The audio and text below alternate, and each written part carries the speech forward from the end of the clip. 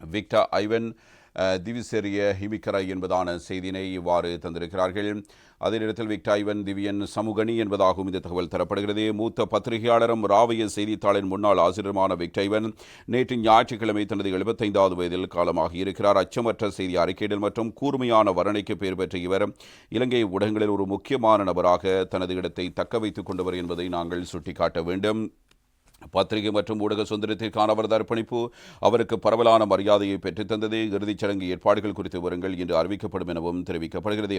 ராவய பத்திரிகை தொடங்கப்பட்டதிலிருந்து தொடர்ச்சியாக 25 ஆண்டுகள் அதன் ஆசிரியராக பணியாற்றினார். விக்டர் ஒரு புலனாய்வு பத்திரிகையாளர், அரசியல் விமர்சகர், அதே கோட்பாட்டாளர், சமூக ஆர்வலர் மற்றும் பல புத்தகங்களையும் எழுதிய ஒருவர்.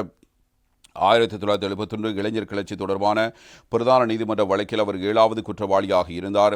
சந்தேகத்துக்குரிய அனைத்து பிரதிவாதிகளிலும் மிகவும் வண்ணமயமான நபர் என்று நீதிபதிகள் குழு அவரை விவரித்தது. விசாரணையின் முடிவில் அவருக்கு 5 ஆண்டுகள் சிறை தண்டனை விதிக்கப்பட்டது. சிறைவாசத்தின் போது அவர் ஜேவிபியின் கோட்பாட்டையும் மார்க்சியத்தின் கோட்பாட்டையும் கைவிட்டார். வன்முறை கோட்பாட்டை நிராகரித்தவர் மகாத்மா காந்தி விளக்கிய அஹிம்சை தத்துவத்தை ஏற்றுக்கொண்டு அதனை தீவிரமாக பின்பற்றுவதாக மாறினார். தெற்கில் சிங்களவர்களாலும் வடக்கில் தமிழர்களாலும் வன்முறைகள் வெடித்ததால் நாடு கொந்தளிப்பில் இருந்த 1986ஆம் ஆண்டு விக்டர் ஐவன் பத்திரிகை துறையில் நுழைந்தார். அவர் தொடங்கிய ராவி என்ற மாத இதழ் விரைவில் வாசகரிடையே பிரபலமடைந்தது. அந்த நேரத்தில் அதிக தேவை கொண்ட பத்திரிகையாகவும் மாறியது. இந்த பத்திரிகை ஊடாக அவர் பல்வேறு உண்மைகளை வெளிக்கொண்டு வந்திருந்தவை குறிப்பிடத்தக்கது என்பதையும் நாங்கள் சுட்டிக்காட்ட வேண்டும்.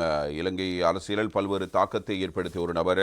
முன்னாள் தலைவர்கள், ஜனாதிபதிகளுக்கு எதிராக ஆழமான கருத்துக்களையும் அதிரடியான விமர்சனங்களையும் முன்வைத்து ஒருவராக சிரேஷ்ட பத்திரிகையாளர் விக்டர் ஐவன் இருந்திருக்கிறார் என்பதை நாம் இந்த நேரத்தில் நினைவு கூற வேண்டும்.